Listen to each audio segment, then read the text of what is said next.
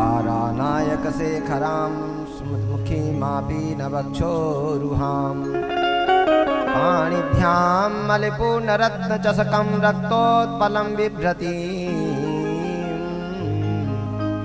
सौम्यां रत्नघटस्थरक्तचरणां ध्यायेत् परामम्बिकां कस्तूरी तिलकं ललाटपटले वक्षस्थले कौस्तुभं नासाग्रे वरमौक्तिकं करतले वेणुः करे कङ्कणं सर्वाङ्गे हरिचन्दनं सुललितं कंठे च मुक्तावली गोपस्त्री परिवेष्टितो विजयते गोपालचूडामणिः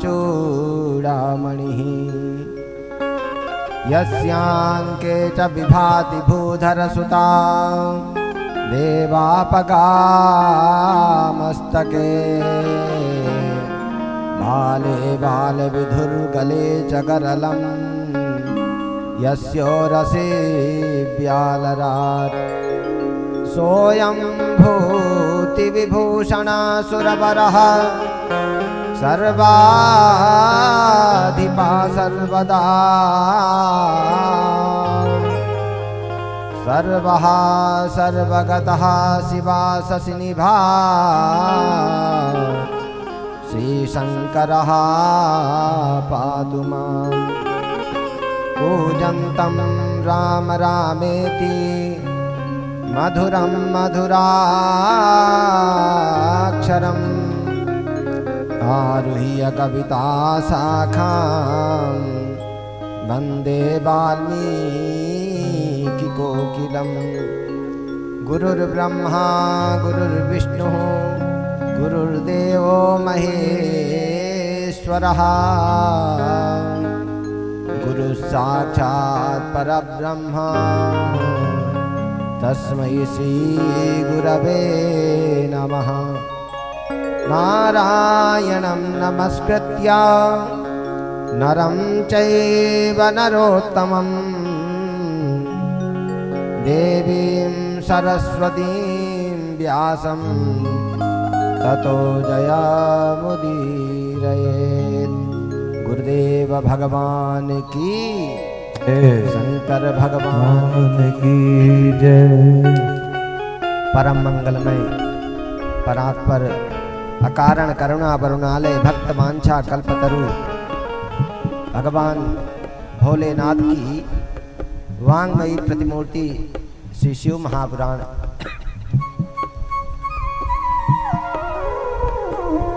हम लोग भगवान की दिव्य मंगलमयी कथाओं में विचार कर रहे हैं, श्रवण कर रहे हैं। आज सप्तम दिवस है, विधिवत शुभारंभ हो रहा है। सातवां दिन है, सातवां दिन है, छठवां दिन है। भगवान का संकीर्तन करें, इसके बाद फिर प्रारंभ करेंगे। हर हर महादेव शंभो काशी विश्वनाथ गंगे। हर हर महादेव शंभो काशी विश्वनाथ गंगे। हर हर महादेव शंभो काशी विश्वनाथ गंगे। हर हर महादेव शंभो काशी विश्वनाथ गंगे। काशी विश्वनाथ गंगे, काशी अमरनाथ गंगे। ओ काशी विश्वनाथ गंगे, काशी अमरनाथ गंगे। काशी विश्वनाथ गंगे, काशी अमरनाथ गंगे। काशी विश्वनाथ गंगे, काशी अमरनाथ गंगे। हर हर महादेव देव शंभो काशी विश्वनाथ गंगे। हर हर महादेव शंभो काशी विश्वनाथ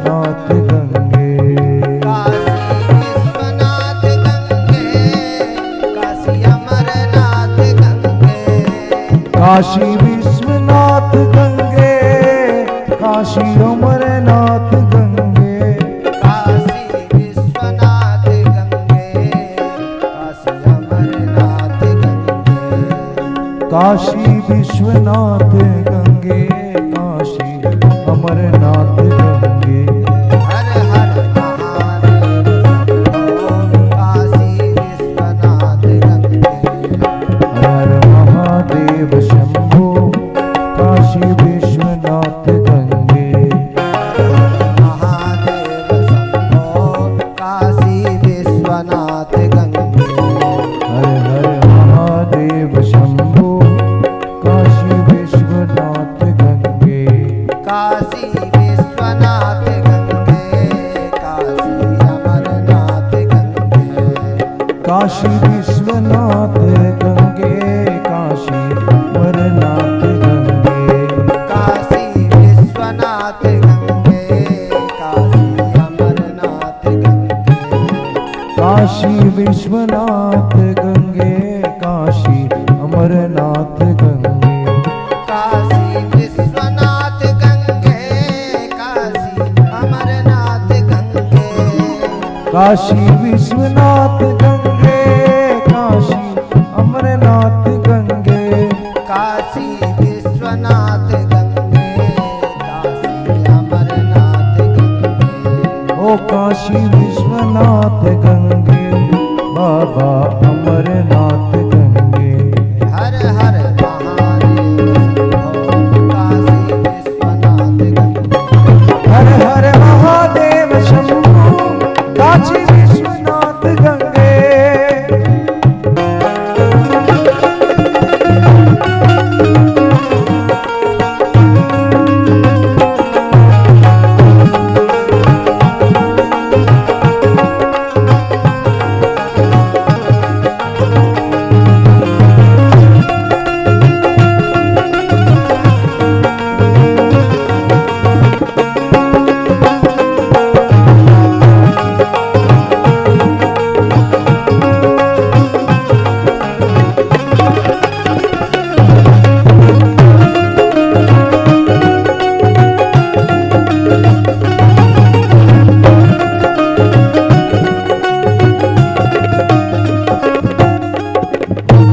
काशी विश्वनाथ गंगे, बाबा अमरनाथ गंगे।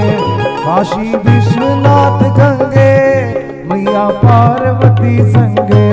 काशी विश्वनाथ गंगे, मैया पार्वती संगे। ओ काशी विश्वनाथ गंगे, मैया पार्वती संगे। हर हर महादेव शंभु काशी विश्वनाथ गंगे। हर हर महादेव शंभु काशी विश्वनाथ गंगे, काशी विश्वनाथ गंगे। वृंदावन बिहारी लाल की जय काशी विश्वनाथ की जय गुरुदेव भगवान की जय। श्री व्यास जी महाराज की जय।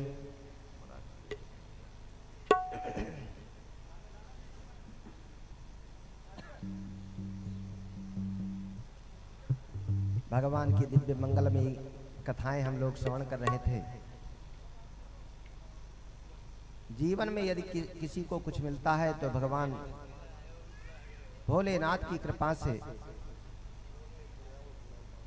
जब तक ये जीव भोलेनाथ की उपासना नहीं करता, जीवन में पूर्णता नहीं आती है। चाहे जितना अन्य देवी देवताओं की पूजा चाहे जितना कर ले, उल्लेख आया है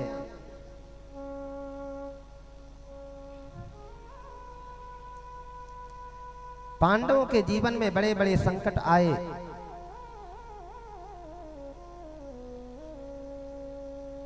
महाराज पांडु की मृत्यु के पश्चात हस्तिनापुर के राजा महाराज धृतराष्ट्र हुए।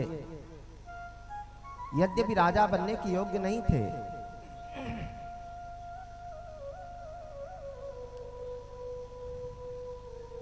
लेकिन पांडवों का कोई भी नहीं है राज करने के लिए, इसलिए कुछ दिन के लिए उनको राजा बना दिया गया और ये कह दिया गया कि जब इनके पुत्र लायक हो जाएं तो उनका राज वापस दे दिया जाए।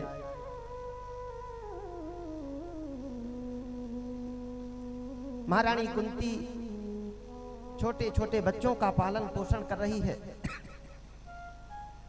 लेकिन धृतराष्ट्र की स्थिति क्या है?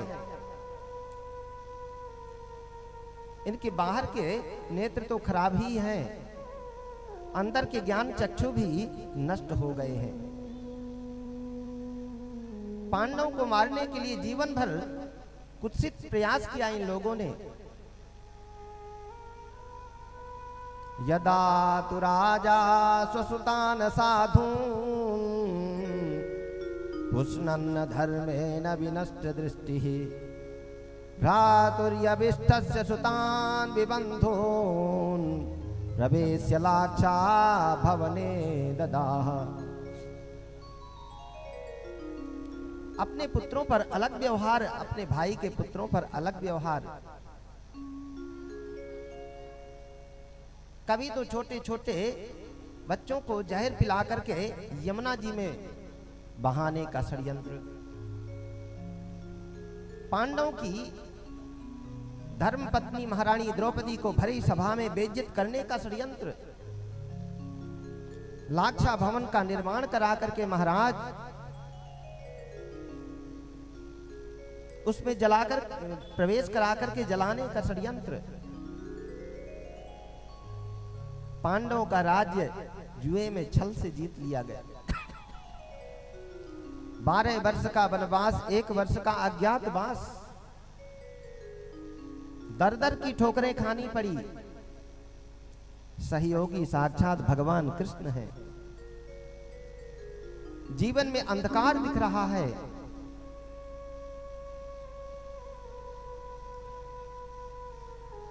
ये लोग पूरी अपनी शर्तें पूर्ण करके आए। इन्होंने कहा कि महाराज हमारा राज्य वापस दिया जाए, लेकिन कौरवों ने इनकार कर दिया। यदि राज लेना है तो युद्ध करो, बिना युद्ध के राज नहीं दे सकते। चारों तरफ से महाराज अंधेरा दिख रहा है। उस समय भगवान कृष्ण ने कहा कि देखो अर्जुन, केवल भोलेनाथ ही सहायक है। इंद्र नील पर्वत पे जाकर के दिव्य भोलेनाथ का तप किया। व्यास जी महाराज से दीक्षा ली और उपाय पूछा, कैसे कैसे विधि होना चाहिए भोलेनाथ की उपासना की।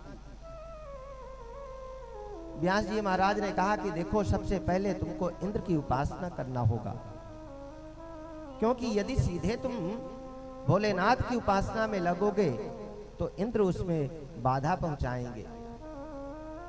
इंद्र की उपासना करो और इंद्र को अपने बस में कर लो। इसके बाद फिर भोलेनाथ की उपासना करोगे तो इंद्र भी तुम्हारी सहायता करेंगे, बहुत जल्दी सिद्धि प्राप्त होगी। इंद्र की उपासना करने के बाद इंद्र जब समझ गए कि मेरे सिंहासन के लिए ये तप नहीं कर रहे हैं, भोलेनाथ की प्राप्ति के लिए तप कर रहे हैं और ये साक्षात मेरा बेटा है, तो इंद्र ने भी उनको सहायता दे दी। अर्जुन ने एकांत में जाकर के महाराज भोलेनाथ की मूर्ति बनाए, दिव्य पूजन किया और पूजन करने के बाद एक पैर से खड़े होकर के नमः शिवाय मंत्र का जप करने लगे। कई वर्ष बीत गए। जब भोलेनाथ को सूचना मिली, भोलेनाथ स्वयं मूर्तिमान होकर के किरात के वेश में आए। जैसे जंगल में रहने वाले कोल भील होते हैं ना, इस तरह से किरात नाम की भी एक जाति होती है। और भोलेनाथ सबसे पहले आके परीक्षा लिए, एकदम से अपने स्वरूप में नहीं आए। अच्छा, इनके जितने भी गण थे वो सब इनके सैनिक बन गए। जो ही पास में आए उसी समय संयोग से एक राक्षस सुअर का रूप धारण करके आ गया। अर्जुन ने सोचा ऐसा तो नहीं कि ये भयंकर राक्षस इतना विशाल सुअर का रूप धर करके आया है महाराज, जंगल के वृक्षों को तहस नहस करता हुआ चला आ रहा है, कहीं मुझे मार दे। तुरंत धनुष बाण लेकर के मारने के लिए जो ही उद्यत हुए, इनके पहले ही वो किरात वेशधारी भगवान शिव ने अपना बाण चला दिया। अब भगवान ने चलाया बाण तो पीछे से अंदर, पीछे से और मुंह की तरफ से निकल करके वो बाण सामने गिर गया। इसी समय अर्जुन ने मारा बाण तो मुंह से पीछे से निकल करके चला गया। अच्छा, भगवान का बाण तो गायब हो गया, अर्जुन का बाण सामने पड़ा है। किरात भगवान के जितने भी सेवक थे वो तुरंत बाण लेकर लेने के लिए झपटे। अर्जुन ने कहा कि ठहरो, ये बाण मेरा है और शिकार भी मेरा है, मेरी अनुमति के बिना तुम नहीं ले सकते। भगवान के सेवकों ने कहा कि तुम्हारा बाण कैसे है, ये तो हमारे स्वामी का बाण है, और राजी से नहीं लेने दोगे तो हम जबरदस्ती तो ले ही देंगे। बहुत धमकाया उमकाया। अर्जुन ने कहा कि तुमसे हम क्यों झगड़े, हम तो क्षत्रिय हैं, किसी की हुंकार नहीं सहते। सबसे पहले तुम अपने स्वामी से कहो, वो आकर के हमारा सामना करें।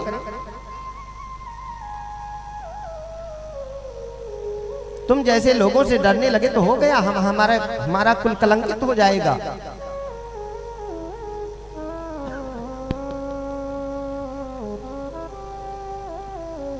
किरात वेशधारी जो भोलेनाथ बनकर के आए थे ना, जो ही सामने आए महाराज, अर्जुन बाणों की वर्षा करने लगे। लेकिन ध्यान दीजिए, जिस व्यक्ति के आने पर हमारा तेज बिल्कुल शांत हो जाए, हमारा पुरुषार्थ बिल्कुल शांत हो जाए, समझ लेना चाहिए कि ये सामान्य व्यक्ति नहीं है। अर्जुन ने बाणों की वर्षा कर दी, लेकिन जो ही बाण जाए, किरात वेशधारी जो साक्षात भगवान आए थे, उनके पास जाते जाते बिल्कुल शांत हो जाए। सानंद मुस्कुरा रहे हैं। अर्जुन की पूरी शक्ति क्षीण हो रही है धीरे धीरे। अर्जुन सोचने लगे कि मेरी शक्ति कहां गई। पास में ही भगवान का शिवलिंग था। सोचने लगे कि भगवान की आराधना कर लूं, भगवान की उपासना कर लूं, पूजा कर लूं, दोबारा युद्ध लड़ूंगा। जो ही भोलेनाथ की उपासना करने लगे, पूजन करने लगे, जो जो वस्तु भोलेनाथ की पिंडी में चढ़ाए, वो सीधे जाकर के किरात भगवान के सिर में चढ़ जाए। तब अर्जुन समझ गए कि ये कोई सामान्य नहीं है, जिनकी उपासना मैं कर रहा हूं,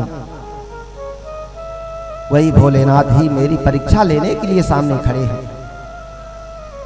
अर्जुन सिर झुकाकर के प्रणाम किए, स्तुति करने लगे। महाराज, भगवान भोलेनाथ अपने स्वरूप में आ गए। बोले, अर्जुन, ये तो तुम्हारी परीक्षा थी, मैं तुमको दर्शन देने के लिए आया हूं, बताओ किस लिए मेरी उपासना की है। अर्जुन ने कहा, महाराज, आपसे कुछ छिपा तो है नहीं, हम लोग दर दर की ठोकरें खा रहे हैं, कोई रास्ता नजर नहीं आ रहा है, चारों तरफ से हार करके आपके शरण में आए हैं, आप ही हमारा उत्कर्ष कीजिए, वरदान मांगो। देखो, माना कि तुम्हारे जीवन में कठिनाइयां थी, लेकिन अब तुम्हारे जीवन में कोई कठिनाई नहीं रहेगी। मेरी आराधना कभी व्यर्थ नहीं होती,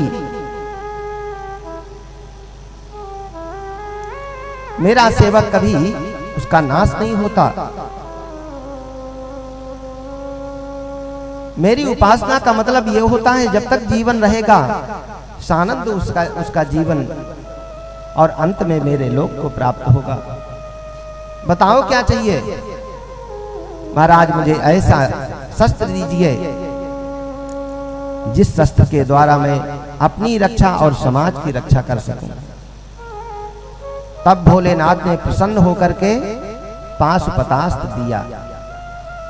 भोलेनाथ ने कहा कि अर्जुन, इस अस्त्र की कोई संसार में काट नहीं है, इसका कोई प्रतिकार नहीं है, किसी भी शस्त्र के द्वारा यह काटा नहीं जाएगा।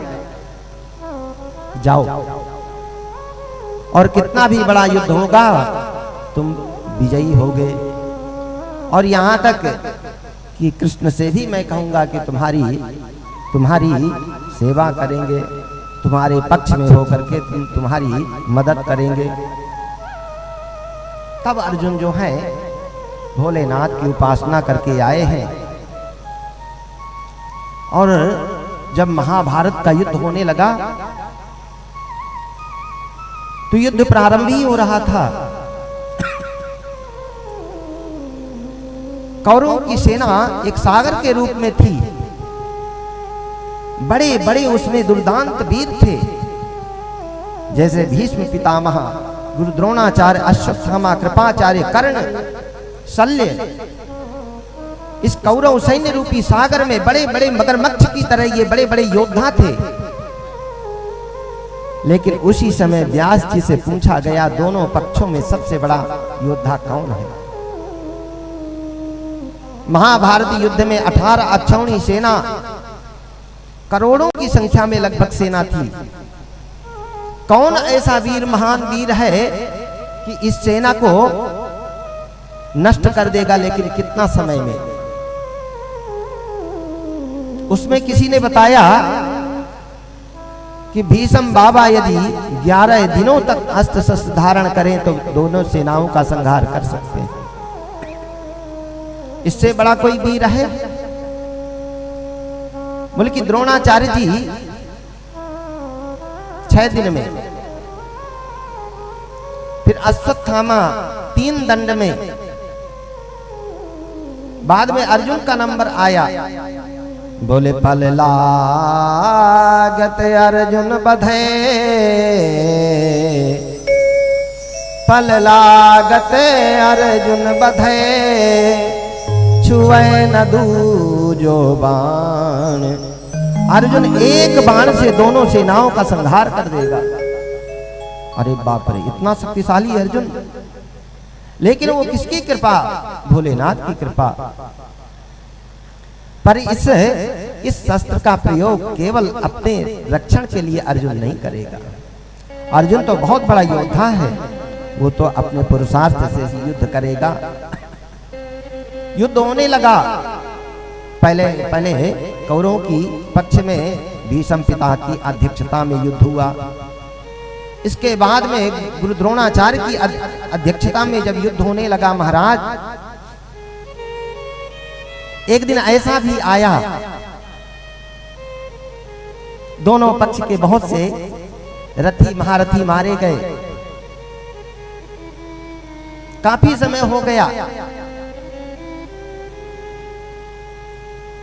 द्रोणाचार्य जी महाराज ने एक चक्रव्यूह की रचना की। चक्रव्यूह का भेदन केवल अर्जुन जानता था। अर्जुन लोगों के पांडवों के पक्ष में अर्जुन के अलावा और किसी को ज्ञान नहीं था। कौरवों की नीति ये थी कि अर्जुन को किसी प्रकार बहुत दूर ले जाएंगे, यहां कोई दूसरा व्यक्ति भेदन करने वाला रहेगा नहीं, सो इनकी पराजय हो जाएगी। युधिष्ठिर जी महाराज को बंदी बना लिया जाएगा, इनको पराजित कर दिया जाएगा। अर्जुन को किसी बहाने से दूर ले जाया गया। अब वो चक्रव्यूह उपस्थित हो गया। महाराज चुनौती दे दी गई। युधिष्ठिर जी महाराज घबराने लगे, अब क्या होगा? हमारे पास अर्जुन ही एक शस्त्र है, अर्जुन दूर चला गया, अब ये लड़ाई कौन करेगा, युद्ध कौन करेगा? इन्होंने तो शंख बजा दिया। उसी समय अर्जुन के बेटा अभिमन्यु, उन्होंने कहा कि पिताश्री जब तक मैं हूं आपको घबराने की आवश्यकता नहीं है। अरे बेटा तुम तो छोटे हो, कैसे इतना बड़ा युद्ध कर पाओगे? और चक्रव्यूह का भेदन तो बड़े बड़े लोग भी नहीं जानते। बोले कि नहीं, मैं जब अपनी माँ के गर्भ में था मेरे पिता ने ये चक्रव्यूह का भेदन सुनाया था मेरी माँ को। अच्छा देखिए, जब बच्चा गर्भ में होता है माताओं को बहुत सावधानी से अपना जीवन व्यतीत करना चाहिए। वो जो गर्भस्थ शिशु होता है ना, वो कैसेट की जैसे होता है। जैसा माता का वातावरण होगा, जैसा माता का जीवन होगा, जैसा माता का चिंतन होगा, जैसा माता का खान पीन होगा, सारा का सारा असर वो गर्भस्थ शिशु पर पड़ेगा। अभिमन्यु ने कहा कि जब मैं गर्भावस्था में था मेरे पिता अर्जुन ने वो चक्रव्यूह का भेदन सुनाया, उसका प्रसंग सुनाया। उसमें 7 चक्र होते हैं, 7 दरवाजे होते हैं, और 6 दरवाजों को कैसे भेदन किया जाता है वो तो मैं सुन पाया। लेकिन 7वें दरवाजे का भेदन प्रारंभ ही हो रहा था, उस समय मेरा जन्म हो गया। तो मैं चैलेंज से कह सकता हूं कि 6 दरवाजों को तो मैं भेद दूंगा, 7वां दरवाजा देखेंगे। बेटा तुम तो छोटे हो। नहीं, भगवान राम ने जो 69 वर्ष के राजीव लोचन राम ने, भगवान राम ने तो 15 वर्ष की अवस्था में संघर्ष प्रारंभ कर दिया। मैं तो 16 साल का हो गया हूं, क्षत्रिय हूं। शत्रु की ललकार को कैसे हम सह सकते हैं?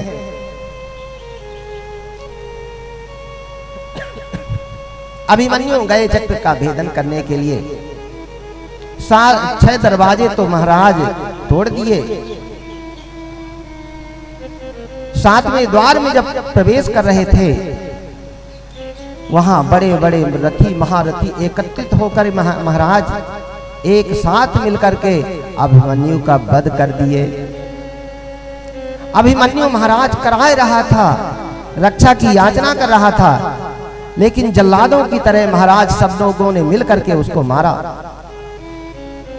सायंकाल जब अर्जुन लौट करके आए, उनको सूचना मिली कि मेरा पुत्र उसका वध हो गया है और सब लोगों ने मिलकर के मारा है।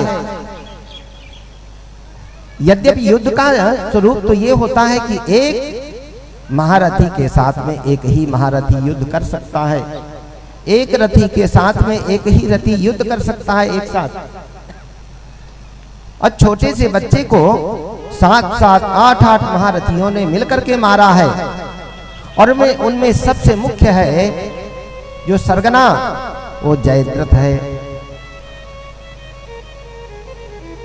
दुर्योधन का बहनोई। अर्जुन आज आवेश में आ गए। उन्होंने भरे समाज में प्रतिज्ञा कर ली, कल का सूर्यास्त बाद में होगा अश्वत्थामा, कल का सूर्यास्त बाद में होगा, जयद्रथ का वध मैं पहले कर दूं।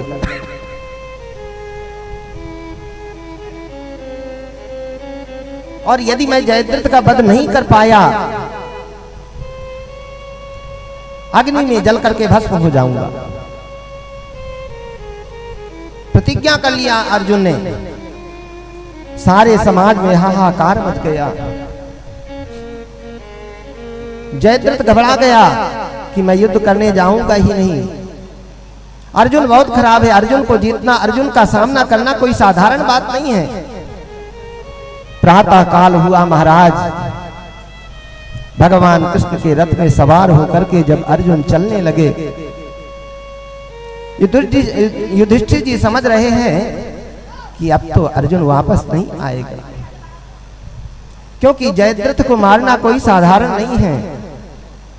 पहली बात तो जयद्रथ को मार नहीं पाएंगे। कदाचित यदि मारते हैं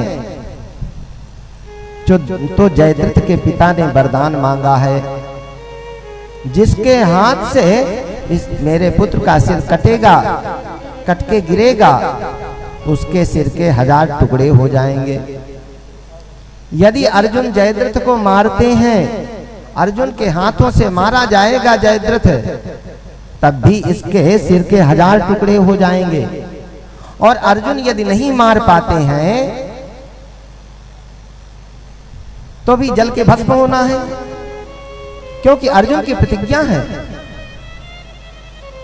महाराज युधिष्ठिर जी ने जाते हुए अर्जुन को, भगवान कृष्ण के साथ जाते हुए अर्जुन को हाथ जोड़ लिए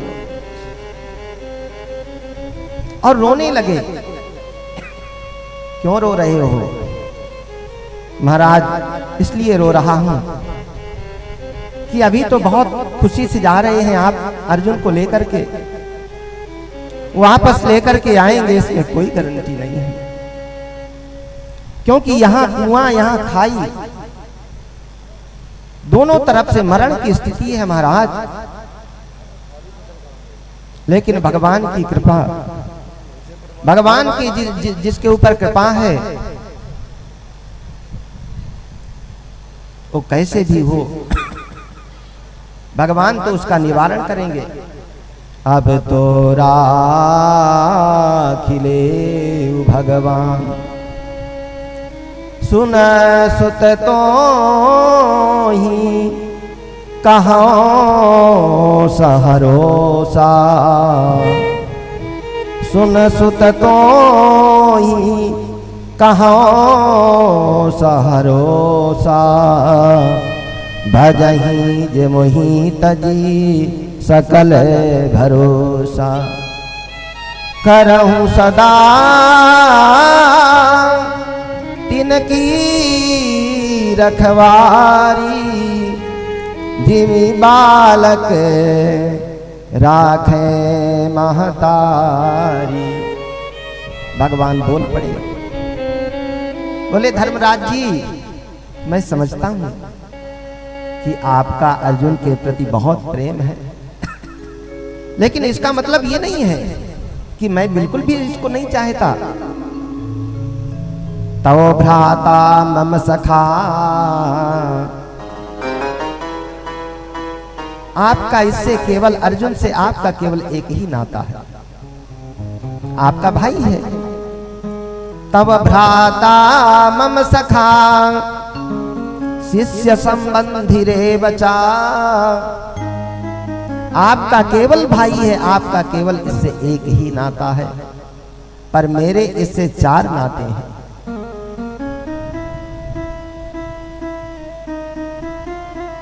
पहली बात मेरा सखा है ये,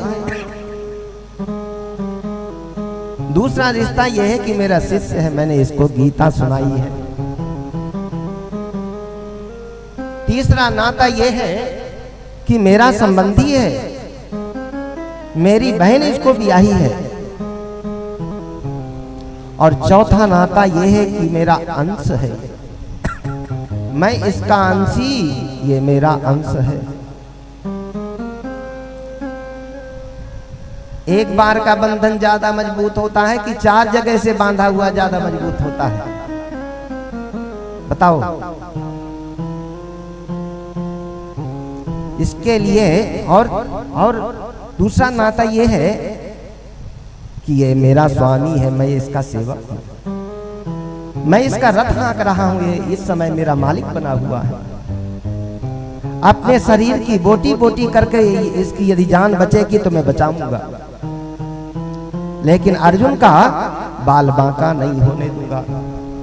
सुन सुत तो ही कहो सहरोसा, भजही जे मोहि तजी सकल भरोसा, करहूं सदा तिनकी रखवारी, जिमी बालक राखे महतारी। भगवान रामायण में कहते हैं मैं अपने भक्त की कैसे रक्षा करता हूं, लेकिन पहली बात तो भक्त है कौन?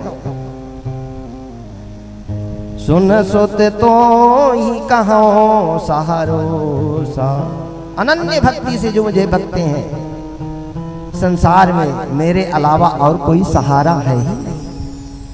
ऐसे लोगों को मैं ऐसे रक्षा करता हूं जैसे माता अपने बच्चों की रक्षा करती है। भगवान ने कहा कि अपने शरीर की बोटी बोटी कर दूंगा, लेकिन अर्जुन का बाल बांका नहीं होने दूंगा। भगवान अर्जुन को लेकर के चल पड़े महाराज। जयद्रथ घबरा गया, वो जाकर के अंतःपुरों में छिप गया। दिन भर युद्ध हुआ, लेकिन अपनी प्रतिज्ञा को पूर्ण नहीं कर पाए अर्जुन। भगवान ने सोचा कि अब तो कुछ करना पड़ेगा भाई। सठे साठ्यम समाचरित, 60 लोगों के साथ में कभी सठता भी करना पड़े तो उसमें पाप नहीं लगता। भगवान ने अपने चक्र सुदर्शन को आदेश दिया, सूर्य को छिपा दिया। अरे भाई अब तो सूर्यास्त हो गया, युद्ध बंद हो गया। अर्जुन ने सोचा कि अब तो मैं अपनी प्रतिज्ञा नहीं पूरी कर पाया, मुझे जल करके भस्म होना चाहिए। चिता बनाई गई महाराज। अब जो ही अर्जुन जाने लगे, अपने अस्त्र शस्त्रों को रख करके अग्नि में प्रवेश करने के लिए जाने लगे। भगवान ने कहा कि अर्जुन तुम बहुत बड़े वीर हो और वीर को अपने स्वरूप में ही रह करके अग्नि में प्रवेश करना चाहिए। इसलिए अपने अस्त्र शस्त्रों को पास में साथ में रख करके ही अग्नि में प्रवेश करो, अग्नि में समाधि ले। जो ही अग्नि में समाधि लेने जा ही रहे थे अर्जुन, सारे समाज में हाहाकार मच गया। अब क्या होगा? हमारे पक्ष में एक ही योद्धा अर्जुन, वो भी जल करके भस्म हो रहा है। अब तो किसी प्रकार से हम युद्ध नहीं जीत पाएंगे। विपक्षियों के मन में खुशी, सबसे बड़ा कंटक यही था, वो भी जल रहा है।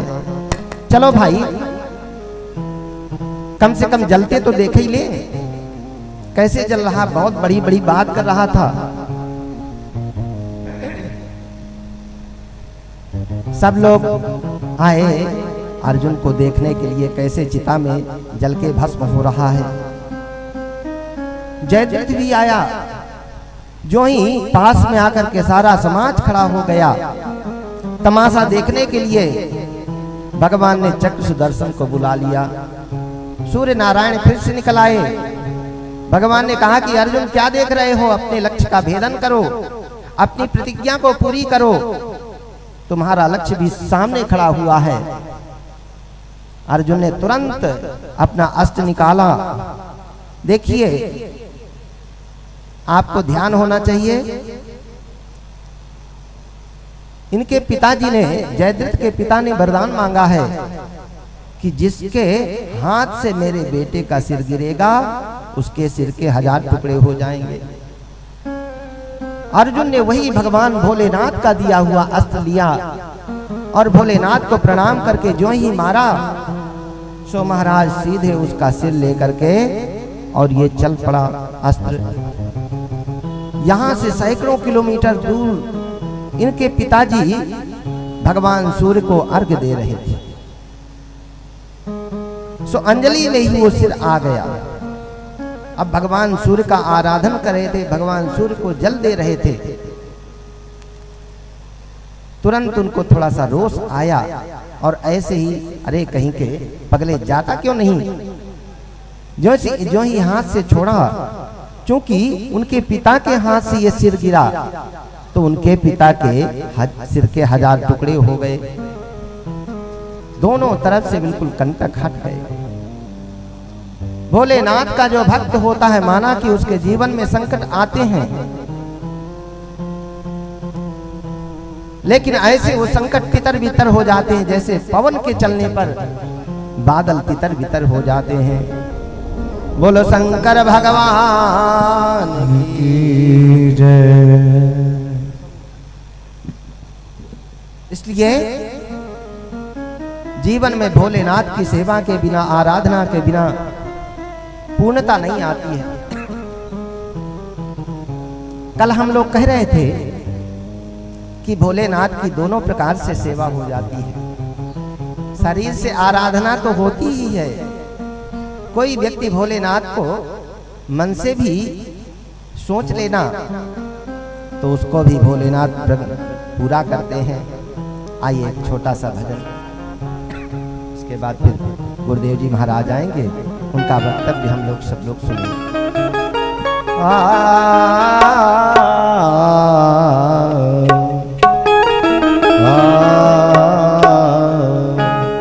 अब सोच मूढ़ मन,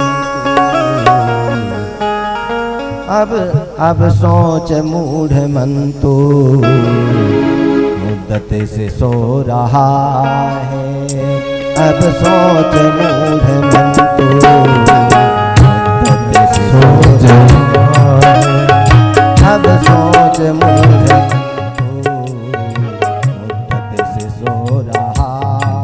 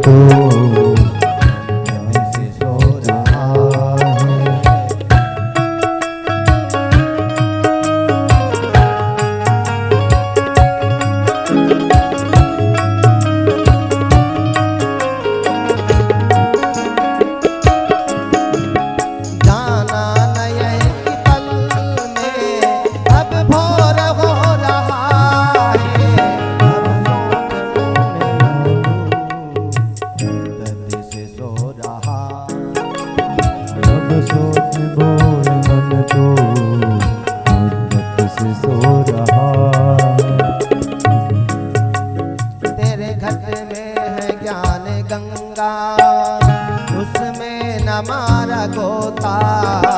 तेरे घट में है ना गंगा, उसमें न मारा गोता।